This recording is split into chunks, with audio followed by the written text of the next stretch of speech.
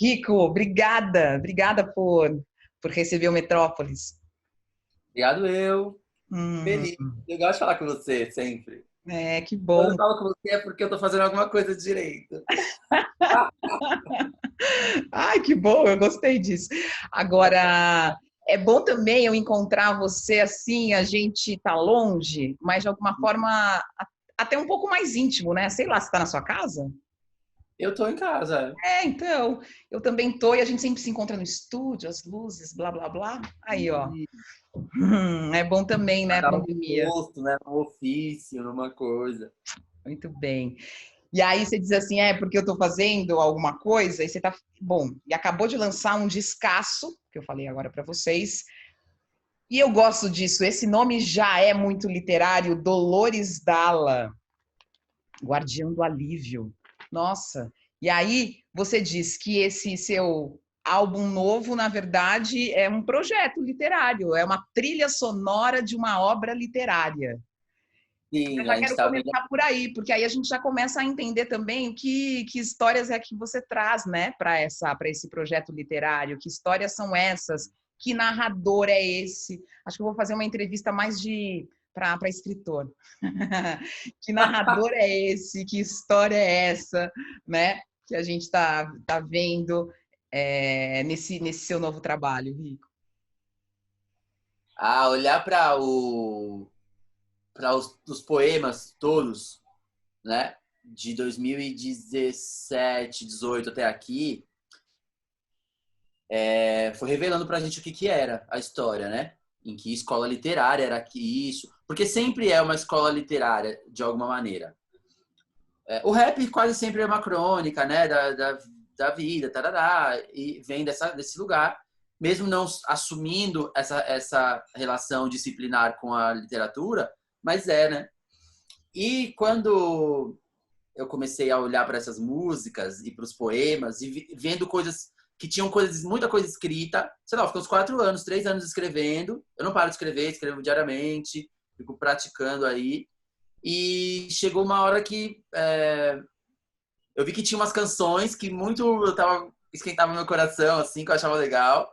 E muitos textos e coisas dentro do mesmo contexto, que é esse lugar dessa subjetividade, preta, discutir essa questão do afeto, abrangendo um cenário afro-latino, né, uma América Latina, essa coisa que é, são casos e situações, conversando com amigas, com as minhas próprias vivências, que vão dando um tom de que essas coisas são recorrentes, as coisas que eu abordo nesses poemas, elas são recorrentes.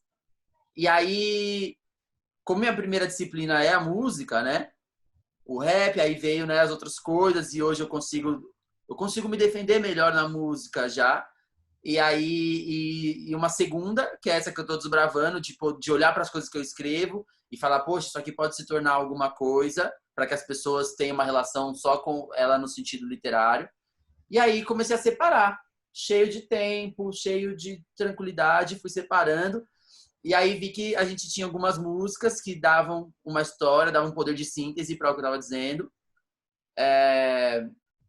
E que eu precisava achar um jeito de amarrar essas músicas de maneira que elas fossem, de fato, a trilha sonora das tantas coisas que eu escrevi, que eu, agora que o disco saiu, eu tô olhando para as coisas escritas, entendendo a resposta das pessoas, vendo que caminho né? Porque tem uma intenção, primeiro, de da gente se reconhecer nessas várias coisas que eu disse, inclusive nas situações. Sim, Acho que em conversas com amigas, com pessoas de várias partes do país, os acontecimentos da vida afetiva, especificamente de pessoas pretas, eles passam por algumas questões que esse disco aborda. muito, muito. E aí eu fui entendendo isso e vendo o tom da coisa. E aí, quando eu vi, eu falei, poxa, eu preciso agora fazer essa história ser compreendida sonora, para depois escrita. E aí vem os interlúdios. Por isso que é um disco que tem muitos interlúdios. Para um disco que tem sei lá, 11 faixas e ele ter, sei lá, 3, 4 interlúdios é muito. Mas é porque, de fato, era para que as pessoas entrassem pro universo da história, entendeu? Mais do que só uma experiência fonográfica, assim, né? É. E aí a gente entende ali um narrador vivendo todas essas histórias, mas ao mesmo tempo, às vezes parecem narradores diferentes, né? Eu gosto disso também. Acho que tem histórias ali que elas foram vividas por mim. E tem coisas ali que é da minha troca com outras pessoas, minhas amigas, com histórias da minha casa, com histórias de outras pessoas, mas que eu consigo arranjar dentro dessa imagem que é o Dolores Dalla. Dolores Dalla é minhas dores, né? Num sentido espanhol, assim. É um lugar... eu abordo várias questões dolorosas do contexto afetivo, mas é para argumentar o alívio.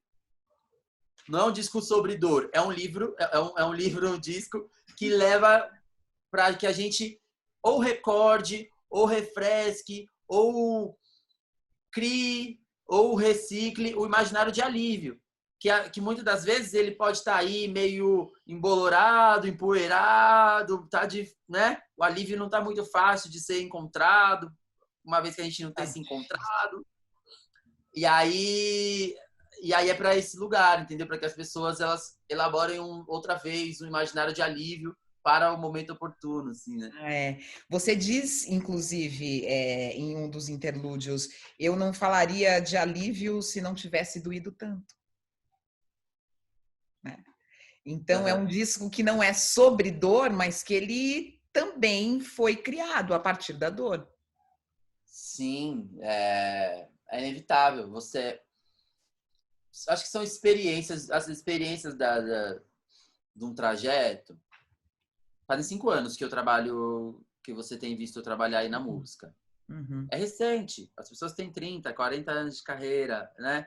É muito recente. Esse é o meu segundo disco. Tipo, só que as coisas acontecem muito rápido. Às vezes elas aceleram e você não dimensiona, nem tem como dimensionar. Quando você sabe, sei lá, eu lancei a primeira coisa em dezembro de, sei lá, era 2015 e em um mês eu estava indo na TV, nos programas e no meio do ano eu estava indo para Londres, eu estava fazendo coisas e você não eu fui dimensionar 3 anos depois dos 3 anos. Durante o processo, você não dimensiona, você vive, você tenta guardar um pouco de grana, você cria experiências, você vai a lugares, aprende a lidar com pessoas que você desconhece, estruturas que você desconhece, e você vai fazendo também relações. E é inevitável que a gente, no nosso processo, sobretudo brasileiro, que a gente esteja inevitavelmente fadado a criar não só relações, mas negociações que são coloniais. Inevitavelmente, são negociações coloniais. São relações de poder, relações que envolvem dinheiro, relações que envolvem, enfim, uma série de coisas. E que elas trazem, sem nenhum romance, elas trazem, muitas das vezes, recursos de desdobramentos que são bem velhinhos, viu? Bem antigos. E isso inevitavelmente te traz e elucida, até num imaginário ancestral assim, dores que elas não são de agora. Que elas são de outro tempo, de outra coisa, de algo que você fala, poxa, parece que isso já foi vivido. E cair nisso de novo. É a primeira vez que você vive aquilo nessa vida. Mas parece que, não, mas isso já foi vivido anteriormente por outras pessoas, entende? Sei exatamente o que você está falando. É parte daí, inevitavelmente. De você falar, poxa, sabe, você, poxa, mas eu leio tanto sobre, eu discuto tanto sobre com tantas pessoas e quando vejo, né, as possibilidades, elas se afunilam e quando você vê, você está diante de uma negociação colonial. É verdade. E aí, nesse subjetivo, né, nessa subjetividade desse homem negro, que também representado pelo seu corpo e que tá nesses poemas, a gente tem o afeto e poder eles estão ali, né, relacionados, mas quando a gente fala dessas situações, pensando no racismo, pensando nessa estrutura colonial, isso vai parar dentro de um relacionamento afetivo. Então, tem essa discussão dentro do seu, dentro de algumas músicas, dentro de alguns poemas, né, essa questão do relacionamento interracial e de enfrentar essa questão complexa, né, de olhar para ela, porque normalmente se mascara, transforma isso em algo que o amor poderia diluir, né? Ah, o amor vai diluir essas tensões. Agora, você mostra que essas tensões existem, né? Acho que a descoberta maior nesses contextos todos, que começa ali no Última Vez, para quem vê as faixas, né, ali da Última Vez, é onde eu começo a pensar essa questão, porque tem ali já uns indícios de que existe um apagamento, de que essa relação, esse encontro, ele vai acontecendo, mas de um jeito marginalizado, de modo que ele não é socialmente legitimado. Não que eu acho que as pessoas têm que tá ficando com alguém, isso tem que ficar público, mas isso, num modo estrutural, ele já vai dizendo ali a que veio e aqui ele está disponível e disposto. E aí isso já vai nivelando a coisa numa perspectiva de objetividade para subjetividade, não um encontro de fato de subjetividade para subjetividade. E às vezes existe um abismo, uma coisa que é uma vida inteira para você conseguir equacionar e criar uma equidade mesmo, criar um lugar de não de experiência, mas de vivência e de desdobramento e pensamento, elaboração dessa coisa, né? Porque se tá a dois, ela não é sobre o outro apenas, né? E sempre o primeiro entendimento da desconstrução, ele vai parecer que é sobre o outro, e eu preciso estar solidário, preciso me inclinar ao outro, mas isso é colonial, né? Já não é, entendeu? E aí eu acho que é uma questão extremamente brasileira, sobretudo, porque aqui é o lugar onde a colonialidade pratica o seu maior caso de sucesso e vive o seu maior caso de sucesso há vários séculos. E aí isso está muito implícito na elaboração das famílias, na elaboração de uma série de coisas, e sem isso ser discutido, só vai sendo vivido, né? E vai sendo vivido, e as coisas vão sendo aprendidas no caminho, vão sendo elaboradas, enfim, as coisas vão se desdobrando no caminho, porque não tem um manual, não tem, entende? E eu sou só um poeta também, não estou aqui para propor um manual de nada, né? Tem o que você sentiu, né? O que você viveu, e não é uma tradução sociológica, né? Tem uma questão emocional acima de tudo, né? Tem essa vivência. Você fala de vivência, eu acho, de construção. Acho que não. O poeta ele tem esse lugar que ele não necessariamente ele está comprometido com a psicanálise, comprometido com outras disciplinas que vão elaborar isso com bases e tarará, que vai teorizar o processo, vai ter estudo de caso. Sem dúvida, eu sirvo aí, cada música é um estudo de caso, inevitavelmente, né?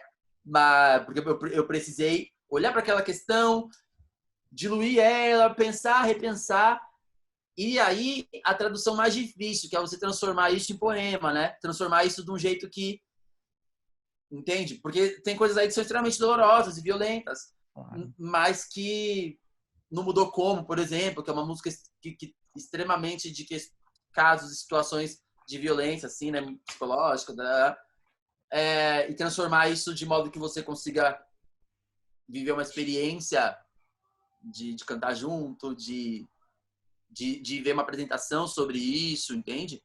Claro. E sem dúvida, isso pode atravessar pessoas de diversas maneiras. Pode visitar um gatilho, papo de gatilho, né? É verdade. Você conseguir fazer essa transformação, e a gente consegue no disco, apesar de você estar falando sobre violências e relacionamentos abusivos e de transformações rápidas e profundas na vida, você percebe né? Às vezes o personagem um pouco olhando para as coisas, olhando e não reconhecendo onde ele está, tentando se reconhecer. Você diz em uma música onde era a minha casa, onde era a minha escola, a minha vida, não é mais, né? Por exemplo. Tem, Sim, tem uma transformação e uma inadequação ao mesmo tempo, né? acho que lá no modo diverso e no Orgunga, eu discutia um negócio de não lugar, discutia uma coisa de não pertencimento, e nananã, por conta das intersecções que vão compondo, né? E tal. Era lá uma primeira elaboração sobre a minha existência. Ali eu tava com 25 anos e consegui elaborar a primeira vez uns 10 anos anteriores, por exemplo. Assim. E aí, isso tudo ainda tá contido nesse meu processo, porque eu ainda tô, né, me entendendo aí no caminho. Mas eu consigo olhar agora e ver que, na verdade, as coisas foram feitas no tempo do capital, no tempo de um tempo acelerado. O acontecimento, ele é dobrado, ele não é desdobrado. É a primeira vez que eu vivo algo de maneira desdobrada. Essa campanha, esse rolê do Dolores Dalla Guardião do Alívio, que começa lá no Braille, que é uma música que eu trouxe em 2019, então a gente está há 2 anos nesse desenvolvimento do que é, e claro, calhando com o momento o tempo que a gente vive, que consegue ser mais desdobrado né, sobretudo na carreira que eu vivo e tal. E aí eu consigo olhar para essas coisas e saber que teve uma série de violências que eu não vi acontecer, que eu só fui indo, sabe? Quando você está correndo no meio do matagal, pode vir um espinho, uma flor, uma farpa, um capinzinho que te corta, você não percebe. E essas coisas foram acontecendo, porque eu não estava dimensionando os acontecimentos. E aí você chegar agora e conseguir desdobrar isso, aí você vê que alguma coisa até cicatrizou, outra coisa já tá melhor, você nem percebeu, mas tem coisas que mudaram de fato o seu trajeto e que você agora é recalcular, inclusive abandonar alguns códigos e pegar para si outros códigos para continuar a caminhada. E que tem muito a ver sobre esgotamento artístico, coisas que podem muito afetar o caminho de qualquer pessoa que está produzindo arte em qualquer disciplina, né? E a prática de ausência, nesse lugar, ela existe como uma dádiva. Num primeiro instante, é muito confuso quando você entra num tempo de prática de ausência. Mas em algum momento, quando isso vai se desvendando, se revelando para você, você entende que é um pouco dádiva, entendeu? É uma dádiva do processo, assim. E o processo de encontrar, né, a magia nova. É meio que por esse lugar, assim. E que, de alguma maneira, eu sinto talvez um êxito de algo, porque foi feito num tempo desdobrado. Eu estou conseguindo vivenciar cada passo que está sendo dado desde o Braille. O Braille, depois vem o EP, do EP, o Mudou Como, uma outra canção que ganhou um pouco de espaço, né, no imaginário das pessoas. Aí passa um tempo, aí vem né, o filme ali, mostrando o mood, né, dor, alívio. E aí vem as músicas. Estamos há poucos dias, né, das músicas, mas a gente já vê ali duas que a galera já se identificou, né, a Última Vez e O Estrangeiro. E a coisa vai indo, né? Ah, que legal. Você fala uma coisa, e você já falou isso aqui, que são muitas vivências, muitas questões, algumas dores, transformações. Como é que a gente faz para transformar isso em música, em algo que as pessoas vão para um show, vão ouvir e vão se comover, mas ao mesmo tempo seguir em frente, né? E aí uma hora você diz assim, eu vivo em busca de palavras mágicas. Você disse que é para uma amiga, mas é uma busca. É também falar desse seu ofício de escritor, compositor, cantor, essa busca pela palavra mágica, não? É. Eu, eu tenho me emocionado muito, assim, com todo o processo, o rolê e tal. Porque talvez eu esteja tratando alguma coisa muito em mim, muito lá no profundo. É, mas, sem dúvida, quando eu olho para para essa busca de palavras mágicas aí que a gente diz, tá muito ligado a uma sensação que ela, eu não sei se ela é muito boa, mas que, por exemplo, ela me deu esses tempos atrás. Eu passei um tempão no telefone com um amigo discutindo isso, que era talvez o tempo que eu leve para elaborar as coisas, as palavras e organizar elas dentro de um poema, de uma canção, posteriormente. Às vezes elas, sem dúvida, são coisas que eu não disse, em alguns casos, de vida real, trazendo para a vida real. São coisas que eu não disse. E aí me bateu muito estranho, porque eu tava vendo ali um álbum, né, um disco legal, pronto, tal, mas parecia que era tarde para eu dizer, né, as coisas. E aí eu entrei num show, só de eu falar já me dá um negocinho.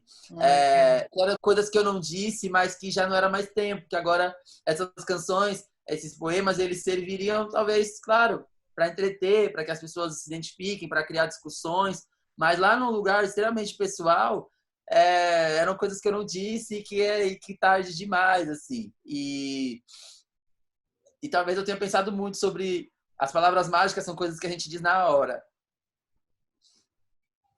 Entendi, sabe? entendi. Quando você consegue, de alguma forma, se conectar com você, com o que você quer dizer, com a sua verdade, consegue se expressar naquele momento, né? No tempo oportuno, Naquele tempo, naquele momento. Então, talvez você não esteja dando essas palavras mágicas pra gente, é isso que você está me dizendo. Elas estão encontrando as pessoas e está acontecendo várias coisas. Talvez para mim elas sejam mágicas, talvez, é isso. Entende? Ela está acontecendo. O que eu... Para as pessoas, sem dúvida, elas estão sendo. Para as pessoas tem um frescor, tem um nascimento, tem um rebento. Mas eu estou falando de coisas aí que talvez eu estou elaborando há 3 anos, 4 anos. E aí, lá num lugar muito, muito íntimo, essas coisas ficam... Poxa, assim, não vou abrir aqui uma coisa muito do íntimo, assim. Tem algumas coisas que são vivências pessoais, né? O Braille é uma vivência pessoal. Aquele interlúdio, Não É Comigo, ele compila ali um pouco de vivências pessoais. E que você vê ela chegar lá onde ela deveria ter chego 2 anos atrás, 3 anos atrás. E vê lá, você vê o que aconteceu, o efeito daquela palavra lá onde ela chegou. Mas incrível, chegou, legal, mas aí lá dentro de mim dá uma coisa assim, coisas que eu não disse. Tem você, Coisas que eu não disse. tá tudo elaborado ali, e não é que você está mostrando pra gente algo que foi assim, olha o que aconteceu comigo, e olha o que eu falei, e olha o que aconteceu. Não, é outra coisa. É outra coisa. Né? Que bom. Papo bom, Rico. E esse som que acompanha essa música, não, é tudo junto, né? Mas tem uma busca nesses 3 anos, além da sua busca dessa narrativa e da sua escrita, da sua criação de poemas, também tem um caminho de busca por sonoridades, né? Que pudessem traduzir esse caminho também. E que caminho foi esse que você buscou? O que você estava buscando para conseguir encontrar esses produtores das faixas? Acho que as canções, elas são... Tem pouca coisa de rap mesmo, né? Tipo, são canções. Na verdade, são mais... Vamos pensar que eu tenho sempre 2 disciplinas principais na vida, assim, 2 disciplinas. Tem 2 sonoridades que estão sempre no meu caminho desde que eu nasci. O pagode e o rap. Vamos entender por aí. Cada pessoa, né? Tipo, a pessoa nasce lá em Salvador e o samba reggae é a vida dela. Um Ijexá é a vida, é o caminho por onde ela começa a aprender um instrumento ou uma coisa. Tipo, a primeira coisa que acho que a primeira aula que eu fiz na vida foi de cavaquinho, de algum instrumento. Sério, Aí depois, não sabia? Cavaquinho, eu era muito caraca. pequenininho e aí não dava o violão. Depois fui para um violão, o violão era muito grande, batia na minha panturrilha, assim, que eu era bem pequenininho. O violão era do meu tamanho, tarará, mas tudo com viés no pagode, nas coisas do pagode, do Pixote, do Exalta, enfim, todo mundo. Aí veio o rap, quando eu tinha uns 10, 11 anos, aí eu tava ouvindo o rap, e o rap me encontrou e eu fiquei louco, o rap. Quando eu tinha uns 11 anos ali, era um grande momento sabotagem, assim, da coisa, e eu, tipo, Eu tinha uns amigos mais velhos e ia no Agosto Negro, ia nas coisas, assim, tipo, nosso rap, ai, sabe quando a pessoa fica louca do rap? Descobriu o mundo, né, gente? Porque A quando pessoa você fica louca ouve o do rap, rap. você Nossa, descobre o mundo. eu fiquei louco do rap, eu queria as camisetas gigantescas, era minha vida. Aí, aí, Ah, eu vou ser do rap, né? Tu vira essa assim, ah, não, eu sou do não, rap, eu eu vou ser sou do do rap. rap, Sou eu do sou, não, na rap. hora. É uma coisa assim, ó, eu sou, não tem papo. Aí,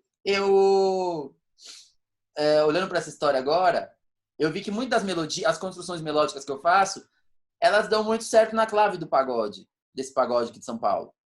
Só que, sem dúvida alguma, a gente ouve uma diversidade de coisas e entende hoje musicalmente que as coisas, as claves rítmicas, elas se cruzam de inúmeras formas, né? Às vezes você larga o andamento da coisa um pouquinho para frente, o que era um pagode pode virar um reggae, o que era uma coisa vira outra, o que era e ao mesmo tempo olhando para esse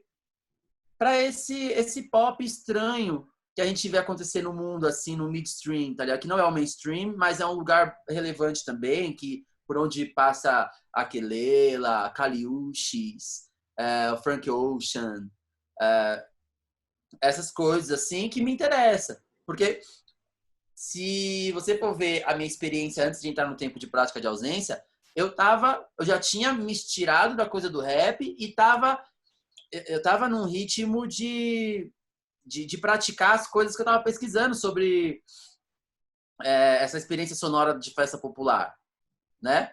Que é o famigerado hit de carnaval, hits de verão e tal. E tivemos experiência, acertei uma música de carnaval e tarará.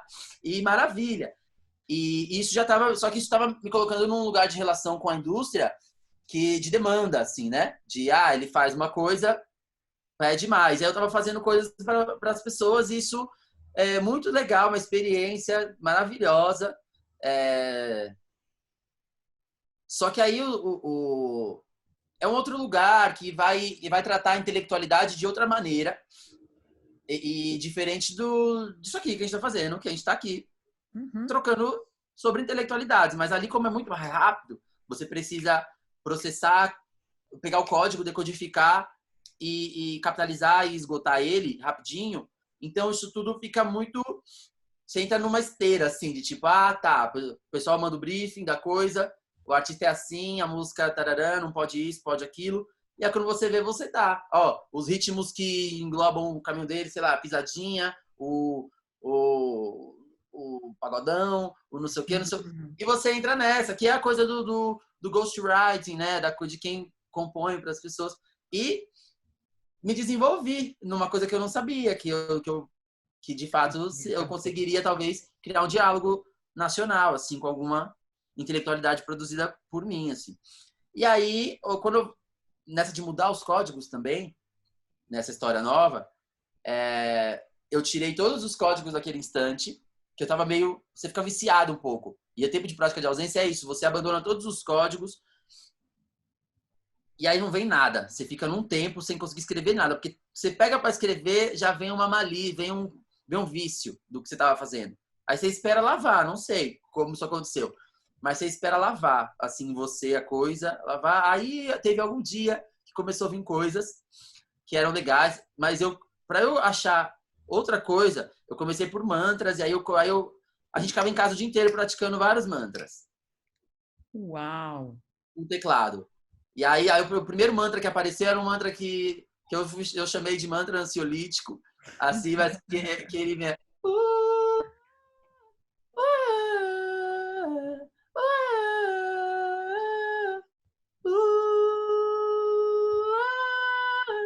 E aí ele virou uma música, tal, que em algum momento ela vem aí.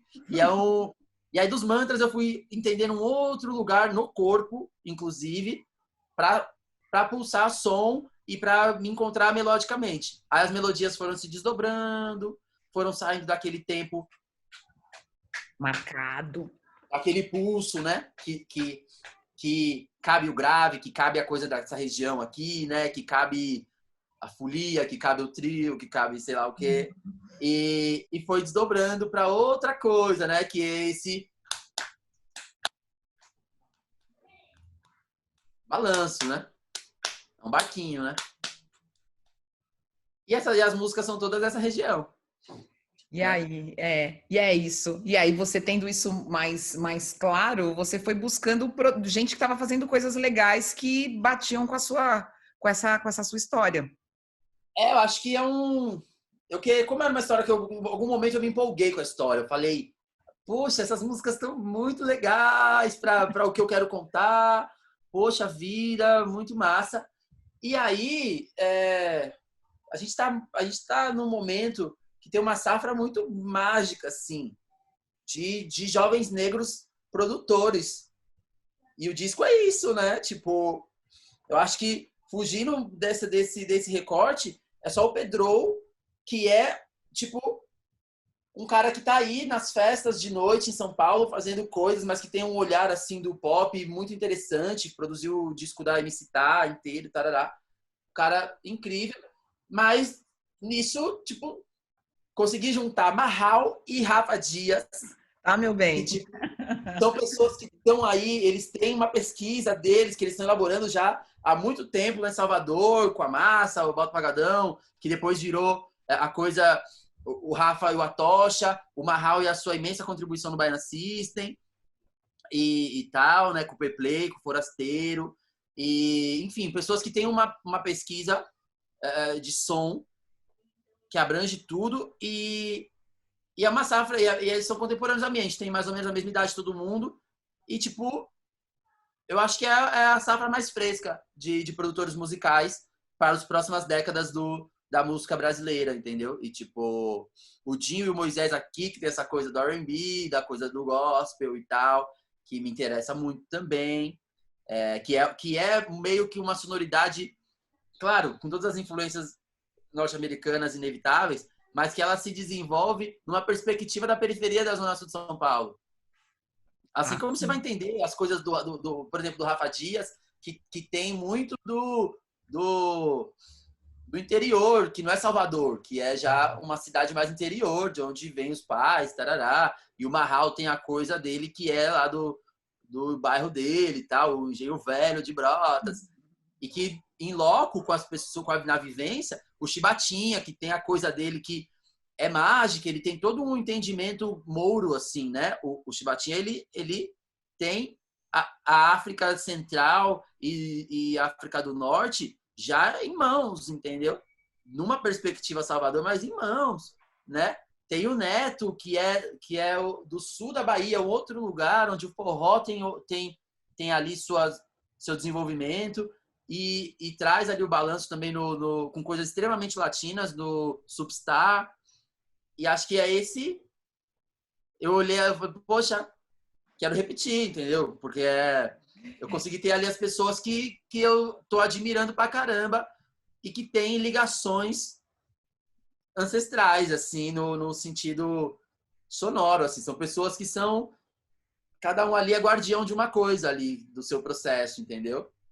isso tem Uma mesmo. pagodão, outro samba reggae, o outro tem uma coisa ali do forró, o outro tem uma coisa desse spiritual, né? Do gospel. Cada um tem uma coisa ali que ele está praticando, mas é nitidamente que ele já praticou em outro momento. Nasceu vivendo aquilo, né? Tem uma prática, mas é a vivência de novo, que é uma palavra que a gente está repetindo muito aqui, né? Essa vivência, é a vivência que está ali. Essa vivência e uma vivência ancestral também, né?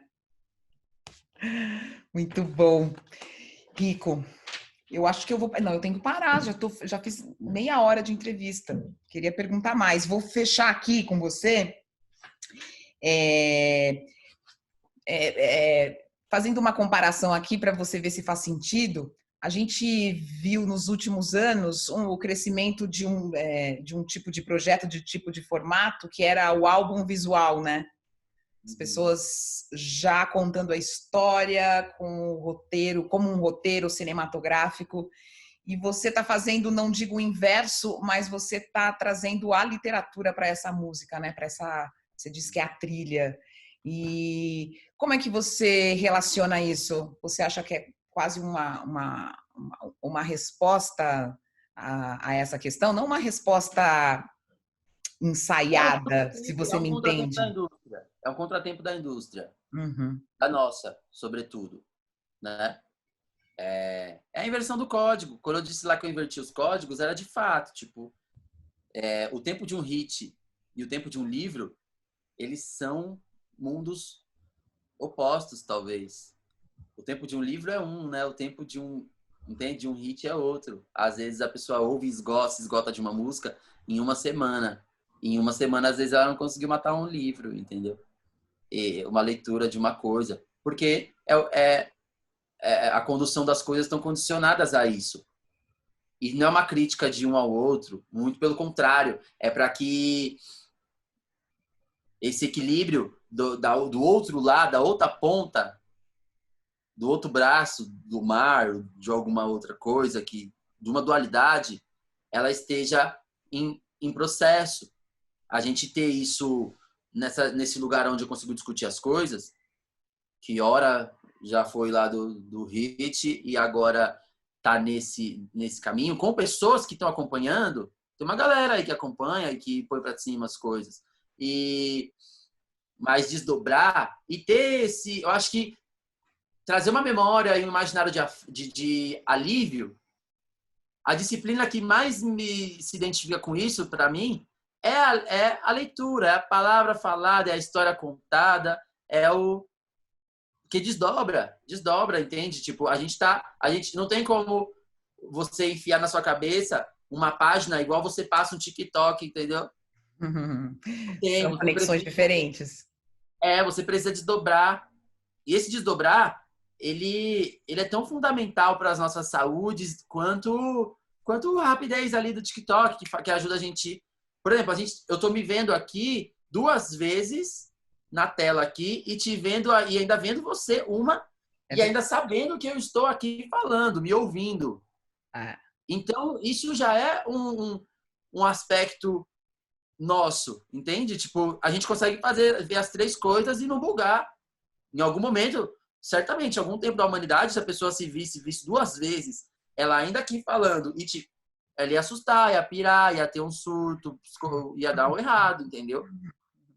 E a gente já consegue produzir essa etapa das coisas. Mas essa outra, que é esses vinis aí atrás, o livro, a coisa, ela é fundamental na manutenção do processo e dos tempos futuros das coisas, né? Não dá pra gente achar que é só as 3 câmeras e o corta e vem o TikTok. Precisa do desdobrado para que as coisas elas tenham um equilíbrio, né? A cadência do processo, né? Para que, né, o seu filho consiga ter a percepção não só a partir do gadget, né, do aparelho, mas ter a percepção a partir do abrir ali o encarte, ver a coisa, achar a faixa. Essas 2 disciplinas, elas compõem algum lugar nos nossos desenvolvimentos assim mentais, que eu acho que não pode se perder, não pode não pode se extinguir assim. Oba, muito bom. Adorei essa reflexão que você fez do nosso olhar aqui. Você tem toda a razão. Rico, muito obrigada. Muito obrigada. Eu tô achando que a minha próxima entrevista com você vai ser sobre o seu novo livro. De alguma forma, eu fiz uma entrevista sobre o seu novo livro, mas há algo que a gente vai segurar ali, físico. Deve tá nos planos, né? Tá nos planos e se a gente tivesse esperado um pouquinho mais, tinha o vinil para você. Aí o vinil vai sair no próximo mês. Então a gente já anuncia esse vinil que vai sair no próximo mês, que vai ter encartes, que vai ter mais poemas, que vão ter cartas, que vai ter tudo isso. Produzindo conteúdo. Na verdade, nem sei quando vai ao ar isso aqui, que a gente está conversando. Vai na próxima sexta. Essa sexta, a outra. Tá. E é isso, a gente vai... O vinil vem num futuro breve, assim, entendeu? Tá. Vamos entrar na fila já, gente. Vamos entrar na fila. Adorei falar com você. Adorei o disco. Gostei de me ver de alguma forma representada. Não só pelas letras, e muito pelas letras, e muito pelas letras, e muito por ver ali a minha afetividade, um pouco de escrita ali, algumas questões que algumas frases, como você disse, que eu gostaria de ter dito, mas não disse. Muitas frases que eu gostaria de ter dito, mas não disse. E também desse som que faz a gente também ter uma comunicação ancestral, eu acho. Tudo liga. Eu acho que é por isso que a gente dança, se comove e continua. Obrigada, né? E continua, porque tem que continuar, né, Rico? Para todo mundo, viu? É.